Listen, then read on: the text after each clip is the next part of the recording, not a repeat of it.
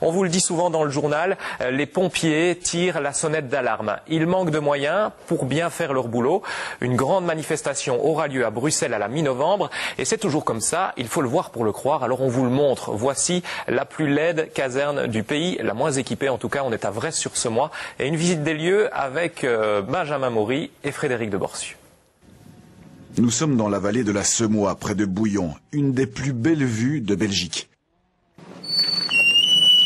À quelques kilomètres de là, voici la caserne des pompiers de Vresse-sur-Semois, la plus laide de tout le pays. Alors essayez de vous profiler, il n'y a pas de place pour les grands. Francis Dizer est le seul pompier professionnel dans cet endroit hors du temps. Ici, dans le garage, il n'y a pas de bureau. Pas de sanitaire, pas de douche, pas d'eau chaude, c'est simplement un garage. Et le peu d'eau qu'il y a nous vient du toit parce qu'il y a encore des fuites quand il pleut. Voilà. Il y a quand même un WC. Non, non, non, pas de commodité, aucune. Le commandant est tout seul comme pompier, alors il a dû former quelques volontaires pour renforcer le service. Vous vous réunissez où? Ici, on pousse les camions vers l'extérieur et le local devient salle de cours et salle de réunion.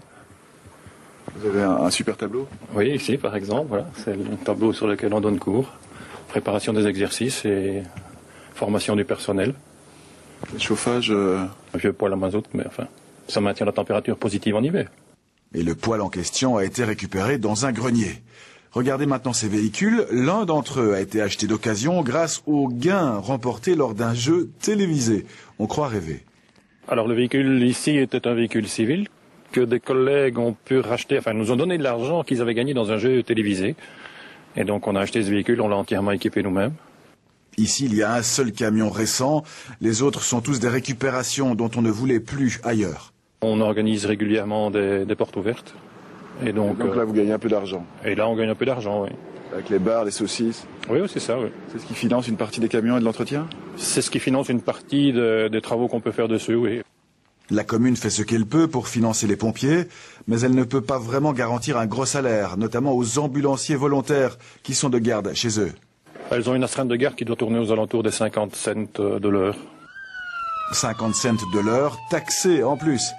Enfin, comme le garage ne peut contenir que 2 véhicules, la majorité des camions restent dehors. Avec l'hiver qui arrive, ils seront donc inutilisables, car les camions de pompiers sont remplis d'eau. Et l'hiver, l'eau, ça gèle. En effet, c'est éloquent.